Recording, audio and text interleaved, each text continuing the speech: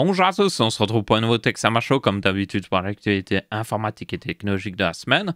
Nous avons pas mal d'actualités cette semaine-ci, surtout qu'on a techniquement sauté une semaine, vu que la semaine dernière vous avez eu la nouvelle émission qu'il y aura de temps en temps quand j'ai un invité, où on parle d'actualités en rapport avec cet invité-là. Donc le premier invité était évidemment Bill Silverlight, quelqu'un que je connais depuis 2012, ça fait pas mal de temps, et qui du coup, on partage souvent des trucs au niveau caméra, donc on avait beaucoup parlé caméra si vous ne l'avez pas vu.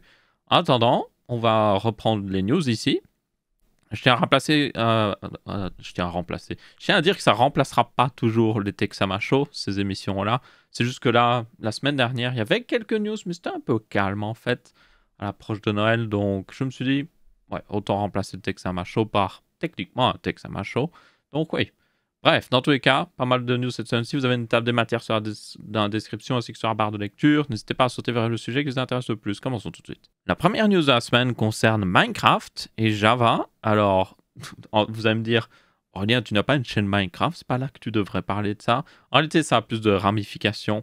C'est une faille de sécurité qui a été trouvée dans Java et en particulier, c'était du coup Log4j, qui est un système de log open source qui est pour Java du coup, et qui avait une faille de sécurité qui a d'abord été exploitée dans Minecraft en fait, et c'est comme ça qu'elle a été découverte. Donc des gens en gros pouvaient injecter du code via le chat Minecraft, donc c'est-à-dire que vous pouviez vous connecter sur n'importe quel serveur Minecraft public, donc par exemple iPixel, Mineplex ou autre chose, et puis juste injecter du code via le chat.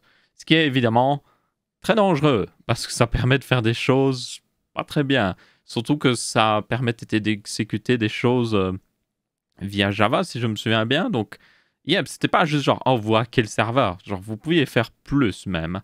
Donc, c'est là que ça a pris traction. Au final, c'est là que les gens ont découvert cette faille comme ça. Donc, vous avez Mojang, qui sont les développeurs de Minecraft, qui est le studio, évidemment, qui fait Minecraft, racheté par Microsoft, pour ceux qui ne savent pas, ont publié un fixe très rapidement via la 1.18.1 de Minecraft. Et ils ont prévenu justement de cette énorme faille de sécurité en même temps. C'est là que ça a commencé à vraiment parler partout. Et surtout, on a découvert que ce petit log 4G, il est utilisé dans pas mal de choses en fait. Pas mal de choses sur le web surtout. Donc, yep, ça pose d'assez gros problèmes. Sur Minecraft, c'était un problème pour les serveurs publics. Donc, si vous avez un serveur privé, ça allait normalement, à part si un de vos amis s'y connaît et qui veut vous faire une blague, mais ça allait. Mais par contre, vous devez bien vous en douter, d'autres systèmes, par exemple sites web ou programmes qui utilisent justement Log4j, le problème c'est qu'eux aussi bien, ils sont entièrement publics. Ils ont un endroit où les gens peuvent mettre du texte ou n'importe quoi qui va finir dans ce système de log, parce que Log4j permet de faire des logs, et du coup forcément ça va permettre d'accéder à cette faille. Donc, il y a pas mal de services qui sont techniquement affectés par ça. Il y a une assez grosse liste, il me semble. Ils n'ont pas mis sur cette news-là, mais j'avais vu sur une autre news une énorme liste de tous les trucs qui étaient affectés par ça. C'est assez impressionnant. Donc, pour ceux qui se demandent, qu'est-ce que je dois faire? Rien. Si vous n'avez pas de toute façon de site web ou autre chose, vous ne pouvez rien faire en fait. Donc, vous devez juste rester là et espérer que quelque chose que vous aimez bien, un site que vous aimez bien ou un programme que vous aimez bien ne soit pas affecté par ça. Et puis, yep, on verra bien. C'est toujours le petit rappel habituel que malheureusement, tout n'est pas parfait. Il y a des erreurs, il y a certainement des failles de sécurité à peu près dans tout ce qu'on utilise. C'est juste qu'elles n'ont pas encore été découvertes ou elles sont très spécifiques et pas vraiment utilisables. Mais il y en a forcément. Et elles finiront des fois par être découvertes et mener à ce genre de situation. Et c'est pour ça que mettre à jour est très important, et surtout les mises à jour de sécurité. Et c'est pour ça que, par exemple, les fabricants de smartphones devraient être obligés de mettre à jour les téléphones pour de nombreuses années, en tout cas au niveau pure sécurité. La prochaine news concerne Dell et son concept Luna, qui est en gros un concept d'un PC entièrement désassemblable, où c'est facile de changer n'importe quelle pièce. Alors, la plupart des PC portables sont techniquement désassemblables. Vous pouvez les désassembler, il n'y a pas de problème. C'est juste que ce n'est pas forcément fait pour être simple de le faire et pas forcément tout peut être désassemblé. Il y a certains composants qui sont fixés ensemble, ce qui évidemment pose problème. Ici, on parle d'un concept qui permet vraiment de retirer la moindre pièce plus facilement d'un ordinateur portable. Pourquoi? Eh bien, alors, il y a plusieurs raisons certainement. La première raison, c'est que je vous rappelle qu'il y a pas mal de trucs qui commencent à se mettre en place au niveau du droit à la réparation. Donc, vous avoir le droit de réparer votre ordi portable, votre téléphone portable, votre tracteur. Si vous ne savez pas, par exemple, John Deere a beaucoup de trucs propriétaires. Vous devez aller chez des trucs John Deere officialisés. Ça vous coûte la peau des fesses. Donc, c'est pour dire. Et donc, certainement ça comme raison d'aller en mode on sent le vent tourner là. Peut-être qu'on devrait faire attention à ça. Mais aussi un intérêt commercial parce que grâce à ça, ils peuvent plus facilement récupérer des pièces sur des ordinateurs portables qui peut-être ont un problème au niveau de la carte mère. Donc, basiquement, l'ordinateur est un peu mort. Mais s'ils peuvent facilement retirer la carte mère et tout ça, ça veut dire qu'ils peuvent recycler beaucoup plus rapidement les pièces et les réutiliser dans d'autres ordinateurs portables et tout ça. Ce qui, économiquement parlant, est pas mal. Surtout que je vous rappelle qu'en ce moment, il y a un petit problème d'approvisionnement au niveau électronique. Donc, je pense que c'est aussi motivé par ça. Ils se disent, OK, s'il y a des problèmes de production, on n'a qu'à recycler les trucs qui ont du mal à être produits.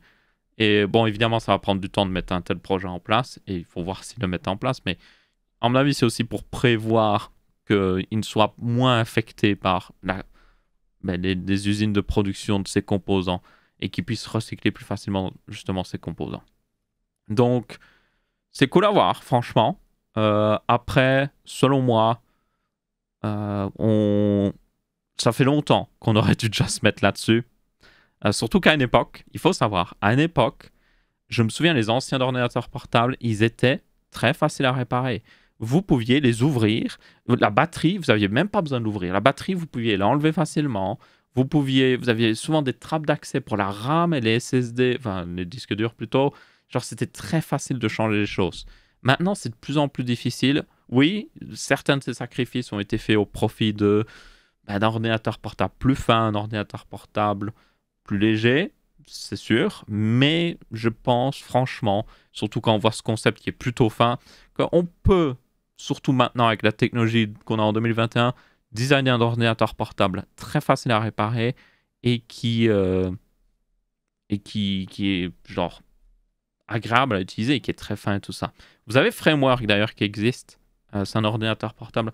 J'en parle, mais c'est pas hyper intéressant non plus pour nous parce que c'est seulement vendu aux États-Unis, il me semble en ce moment, c'est qu'en QWERTY. Mais c'est un ordinateur portable modulaire. Exactement comme ça. Vous pouvez même changer les ports sur le côté. C'est plutôt cool comme concept. Malheureusement, il n'y a pas encore vraiment de pièces en AZERTY. Mais je serais assez intéressé justement d'y regarder quand ce sera disponible en Europe parce que c'est plutôt pas mal.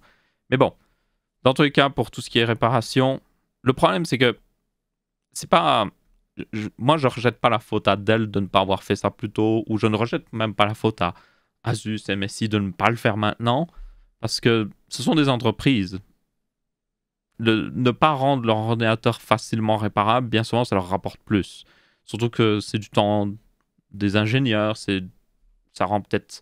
Bon, l'assemblage, je ne dirais pas forcément plus complexe, parce que normalement, si vous faites un ordinateur plus facile à réparer, l'assemblage est plus facile aussi. Mais bon, voilà, ça coûte de l'argent, ils ne veulent pas forcément le faire. Non, moi, mon problème, c'est plus au niveau de l'État, en fait, et de l'Union européenne et des États un peu partout. Hein. Je ne parle pas forcément de l'État français ou autre chose. C'est juste que on parle beaucoup de réchauffement climatique, notamment, mais en 2021, on continue d'avoir de l'électronique qui est pratiquement, des fois, impossible à réparer facilement. Et c'est juste ironique, en fait. On dit aux gens de bien éteindre leurs lampes à la maison. Je suis en mode, oui, c'est important d'éteindre vos lampes si vous ne les utilisez pas, ça consomme de l'électricité, mais à côté de ça, on a des téléphones dans notre poche qui sont pratiquement impossibles à réparer. Donc, c'est juste totalement assez ironique et stupide selon moi. Donc, il est vraiment temps qu'on se mette là-dessus parce que c'est assez honteux qu'en 2021, on ne puisse pas facilement réparer, facilement désassembler de l'électronique. Surtout qu'on a normalement des meilleures technologies maintenant qu'on avait dans le passé. Donc, yep. Ensuite, on a une news de la confusion. C'est la première de cette semaine-ci. Il y en a une deuxième aussi. Enfin, techniquement, il y en a plusieurs qui vont faire partie de la deuxième confusion de la semaine. Bref, vous avez le consortium qui gère tout ce qui est au niveau de l'HDMI. Donc, c'est basiquement une entreprise qui gère, OK, l'HDMI, il aura ses specs. Si vous voulez utiliser l'HDMI, il faut payer une licence à nous. Et ils essaient évidemment d'avoir l'HDMI à peu près dans tous les appareils, forcément. Donc, ce consortium qui gère l'HDMI a dit que, basiquement, l'HDMI 2.0, ben, c'était de l'HDMI 2.1. C'est formidable. Genre, vous avez un PC avec un HDMI 2.0 ? Maintenant, c'est un HDMI 2.1. C'est cool. Alors, vous devez bien vous douter que vous ne pouvez pas juste dire « Oh, ce port-là que j'ai sur mon PC physique, d'un coup, il est meilleur. » Non. Pourtant, c'est ce qu'ils ont fait. En gros, les constructeurs, à partir de maintenant, par exemple de TV, qui mettent un port HDMI techniquement 2.0, genre il a la vitesse d'un port 2.0, il a les fonctionnalités d'un port 2.0, ils pourront l'appeler 2.1 parce que voilà, c'est comme ça. Et c'est stupide, c'est extrêmement stupide. Et en gros, le consortium HDMI est en mode, oui mais c'est pas grave, c'est aux marques qui utilisent les ports HDMI de juste préciser ce que vous pouvez utiliser comme fonctionnalité. Donc, par exemple, ben, s'ils mettent un port HDMI 2.1 qui supporte le 120 Hz, ça veut dire qu'il a en 4K, ça veut dire qu'il a la meilleure bande passante, il va plus loin. Donc c'est réellement un port HDMI 2.1, mais ils devront le mettre sur la boîte, ils devront l'indiquer.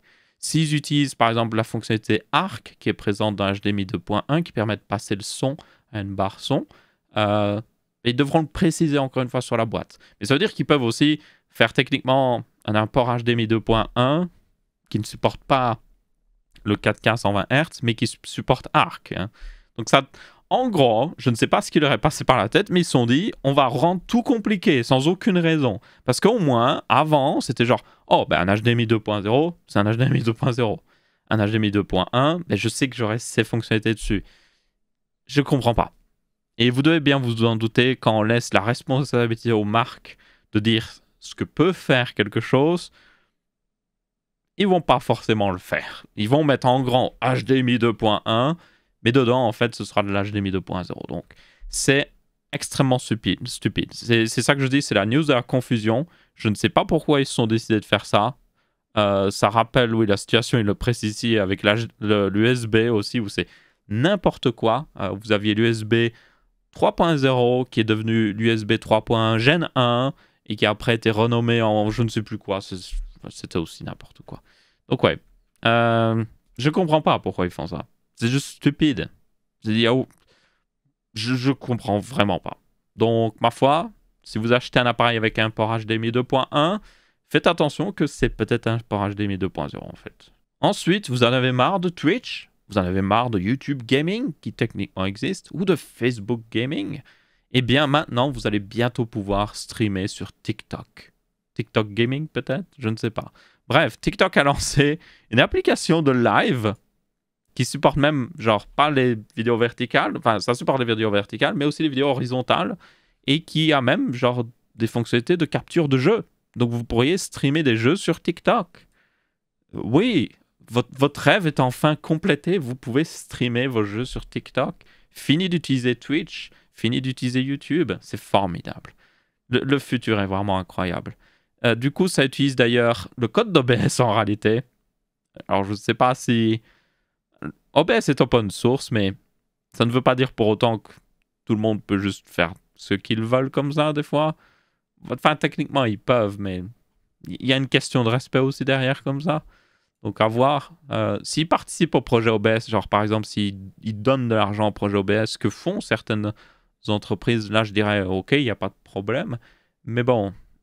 Par exemple, Twitch donne de l'argent au projet OBS pour le soutenir, pour que OBS continue d'avoir des développeurs payés à plein temps. Il y en a 2, si je me souviens bien.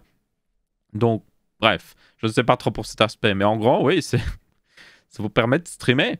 Et comme vous pouvez voir, l'interface est plutôt simple, plutôt épurée, et elle est évidemment orientée TikTok. Forcément, vous avez un live chat TikTok, les boutons settings, tout ça, vous avez des scènes. Vous pouvez rajouter des sources dans votre scène, forcément. Ça utilise le code d'OBS, encore une fois. Donc, ouais.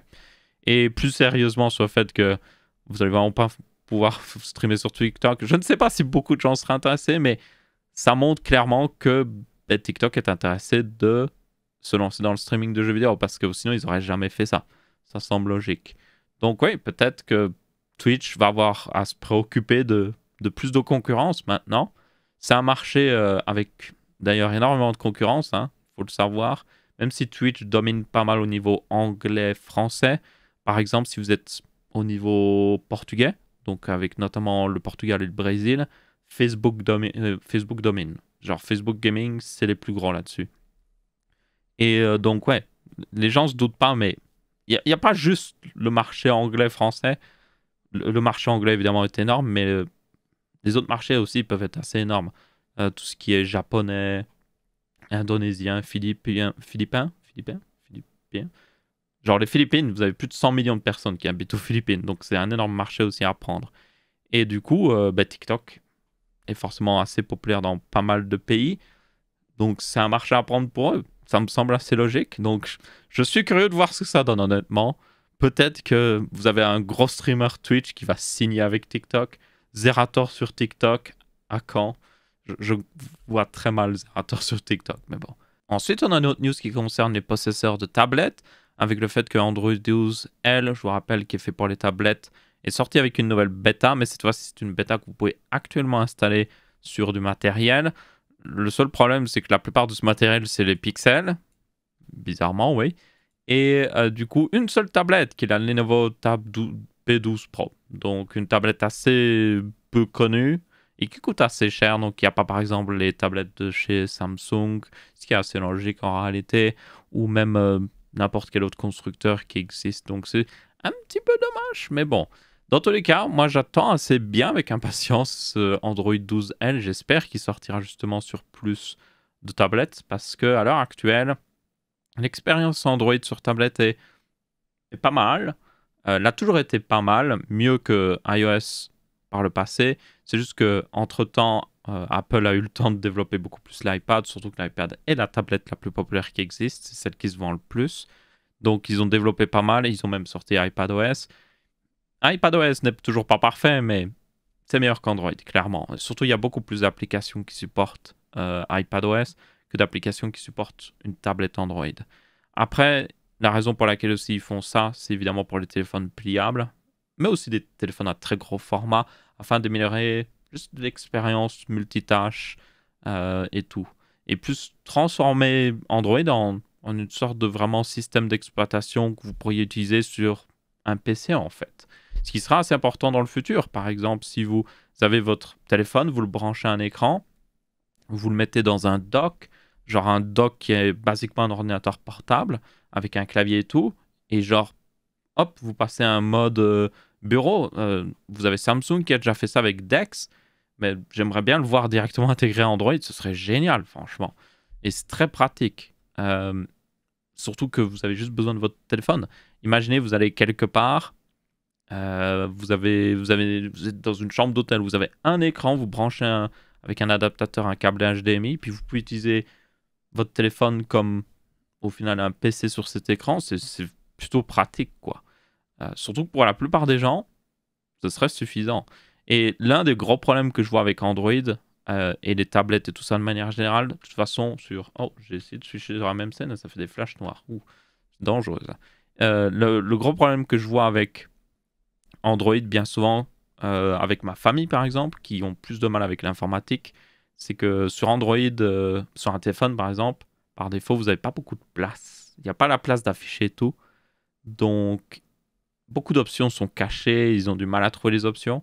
Donc, s'ils pouvaient juste, au lieu d'avoir un ordinateur portable pour faire cette tâche qui requiert une interface plus grande, s'ils avaient juste, genre, un écran avec un clavier et un dock, ils mettaient leur téléphone, ils économiseraient. Déjà, ils n'auraient pas besoin d'un PC. Et ça leur permettrait de plus facilement gérer leur email, gérer des trucs qui requièrent un écran plus grand. Donc, selon moi, c'est quelque chose qui est surestimé, mais qui est très, très important pour l'avenir des smartphones. C'est une partie de notre avenir, selon moi. Vraiment. Maintenant, on verra si c'est Android L qui lance un petit peu tout ça, ou qui permet d'aller vers cette direction, mais on verra bien. Parce que Google, ils ont du mal, des fois. Ensuite, on a une news sur un produit assez intéressant, c'est ce petit gars-là. C'est une webcam qui est mise sur votre écran.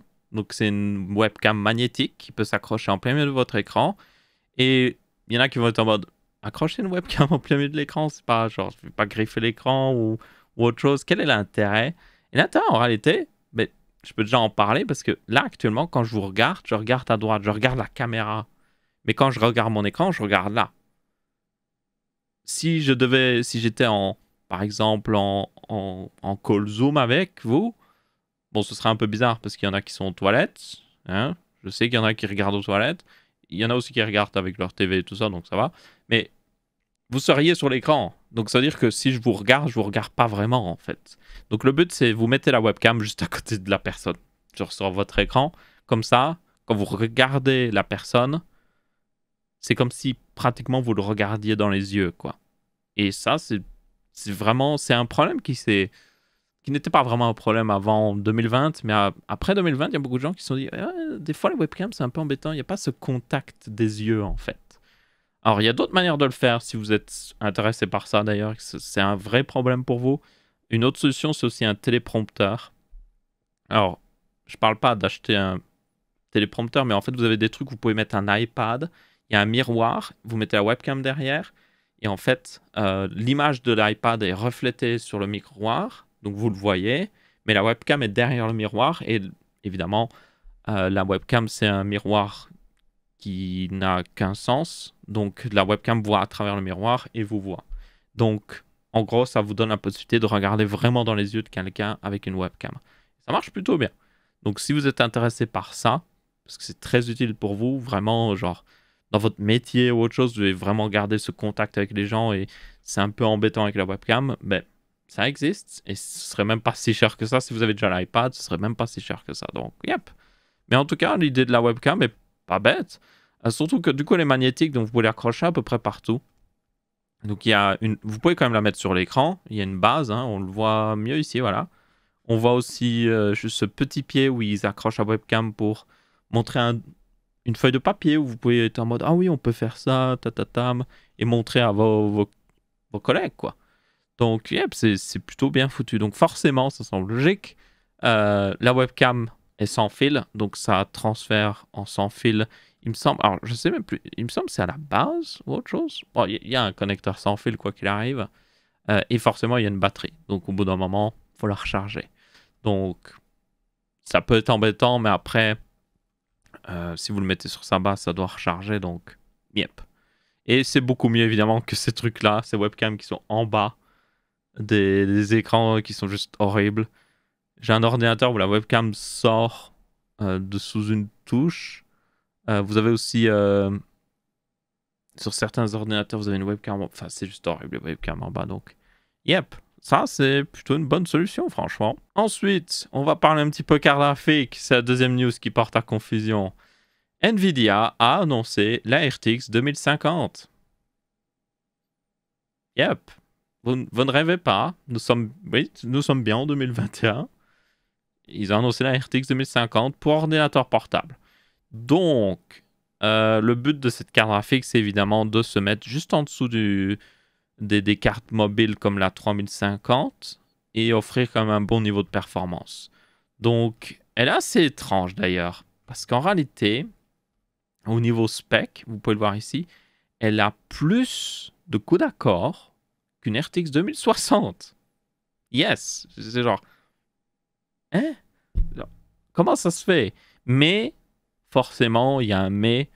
Derrière, ils ont sacrifié la largeur de bus mémoire, même un sacré sacrifice, parce qu'on passe de 192 bits à 64 bits, et on passe de 6 Go à 4 Go de GDDR6. Et c'est à peu près la même vitesse de RAM, mais avec une telle diminution de la largeur de bus, oui, vous passez de 336 Go à la seconde à 112. Donc, basiquement, 3 fois plus lent. Et 3 fois plus lent au niveau RAM, ça va se traduire par une sacrée perte de performance dans les jeux vidéo. Surtout que la carte tourne à une plus basse fréquence et tout.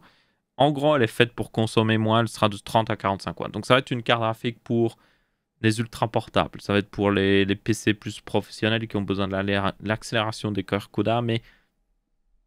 Et puis peut-être des jeux et tout ça, mais ne vous attendez pas à les faire tourner avec des méga détails. Donc, yep. C'est assez étrange, mais oui. Il y a une carte graphique pareille qui existe. Vous avez aussi la MX 570 et la MX 550 qui, elles, sont... Alors, je sais plus. Non, on n'a pas les specs sur cette page, mais il y a une deuxième news qui est en rapport de toute manière et que je peux mettre déjà. On a eu déjà des résultats de performance pour ces cartes graphiques. Et du coup, la MX 570, elle aussi aurait 2048 coups d'accord. Donc, bonjour la confusion. Et la MX 550, elle en aurait 1024. Donc là, le but de ces deux autres cartes graphiques, là, c'est clairement... Bon, vous pouvez jouer avec, mais leur but, c'est vraiment les ultra portables ici. Et comme c'est pas des RTX, elles n'ont pas tout ce qui est... en fait, c'est la MX 570, apparemment les Tensor Core et les RT Core. What? Ok, c'est tellement étrange. Quand je disais que c'était la deuxième news de la confusion, voilà pourquoi. On est en 2021, il y a une RTX 2050 qui sort. Je sais même pas pourquoi il faut une RTX 2050. Ils auraient pu faire dire... Bon, en réalité, c'est peut-être dû au fait que ça utilise, oui, techniquement le même processus de gravure. Oui, c'est le GA. C'est le... Non, attendez, GA? Donc c'est Empire. La confusion continue. Donc c'est un GPU Empire. Donc c'est un GPU, les mêmes GPU que dans les RTX 3000. Pourquoi ils l'ont appelé 2050? Pourquoi ils n'ont pas appelé, je sais pas moi, 3000, 3030, 3040? Je ne comprends pas. C'est juste... Je sais pas qui chez Nvidia était en mode, oh, il faut qu'on trouve un nom pour notre nouvelle carte graphique là. Techniquement, on a encore des RTX 2060. Donc voilà, appeler la RTX 2050. Même si techniquement, on va utiliser des GPU des RTX 3000, hein, sans aucune raison. Tellement de confusion. Donc oui, c'est la news de la confusion. Il y a des petits chefs de performance qui sont sortis. Elles sont pas hyper impressionnantes. Forcément, on devait bien vous en douter. Mais ça pourrait être sympa pour des ordi portables. Ensuite, on a une autre news niveau carte graphique, mais là qui est déjà beaucoup plus intéressante parce que c'est des cartes graphiques Intel qui arrivent en 2022, je vous rappelle. Et la news intéressante ici, c'est que Intel a sans faire exprès leaké les noms des cartes graphiques, basiquement. Donc on aurait l'Intel Arc. Oui, ils ont beaucoup de registres de marque. Trade deposit marque. Genre, Intel Air, Arc TM. Oui, ça devient un peu compliqué. Donc vous avez la A380. Oui, c'est pas un avion. Vous n'achetez pas un avion. Vous avez la A350. Encore une fois, c'est pas un avion. La A370M. Mobile, donc. A350M et A200M ici. Mais c'est Iris Xe. XE. Je sais pas comment on le prononce correctement. Donc là, c'est peut-être une beaucoup plus petite carte graphique. Donc là, on en aurait minimum 4. 2 PC fixes, 2 ordinateurs portables, plus une troisième pour les ordinateurs portables qui serait certainement moins puissant parce qu'elle est dans la série Iris et pas la série Arc. Donc, il faut en tenir compte. Et je vous rappelle, on a techniquement des specs de ces cartes graphiques, mais sans plus. Mais la plus grosse, dont on ne sait pas encore totalement les specs, elle aurait carrément 16 Go de GDDR6, tout ça. La 380 apparemment serait une avec 6 Go de GDDR6, mais on ne sait pas trop son nombre d'execution unit et tout ça, donc on verra bien. Une chose est sûre, je suis très impatient de voir ce que ça donne et j'ai vraiment hâte qu'on ait un troisième acteur sur le marché parce que ça va bouger les choses, je peux vous le dire. Ils ont juste besoin d'être moins chers pour le même niveau de performance et c'est bon. Ils gagnent automatiquement selon moi. Enfin, gagnent. Ils feront des ventes. Et s'ils font des ventes, ça va forcer Nvidia et AMD de bouger leurs fesses. Et ça, c'est une bonne chose pour tout le monde. Parce que ça nous permettra peut-être enfin, je l'espère, d'acheter des cartes graphiques. Et enfin, une dernière news niveau carte graphique. Et on continue dans la confusion. Nvidia va lancer une RTX 3080 avec 12 Go de RAM. Yep. Qui aurait toujours 8160 coups d'accord. Il me semble que c'est légèrement plus que la 3080 de base, qui en a 8704. Donc, ça commence avec la confusion parce que là, vous pourriez vous dire, mais c'est la même carte graphique techniquement. Il y a juste le shift de RAM qui change et pourtant, elle va être plus puissante parce qu'elle a plus de coups d'accord. Bon, pas énormément plus, mais quand même. Et ça porte vraiment à confusion. La largeur de bus aussi est plus importante, 384 bits forcément, parce qu'il y a 12 Go de RAM, ça semble logique. Meilleure bande passante, largement meilleure bande passante niveau RAM, donc ça devrait offrir pas mal de perf en vrai. Et une consommation augmentée forcément derrière. Du coup, je vais être très honnête, encore la 2050, c'est juste genre, à mon avis, ils ont réfléchi, ils ont une drôle de façon d'avoir décidé. Cette 3092 Go, elle existe pour... Apparemment, il y aurait deux raisons possibles. Soit c'est pour les mineurs, apparemment, parce qu'elle n'aurait pas le bridage pour les mineurs. Apparemment, elle est très rapide pour le minage de cryptocurrency.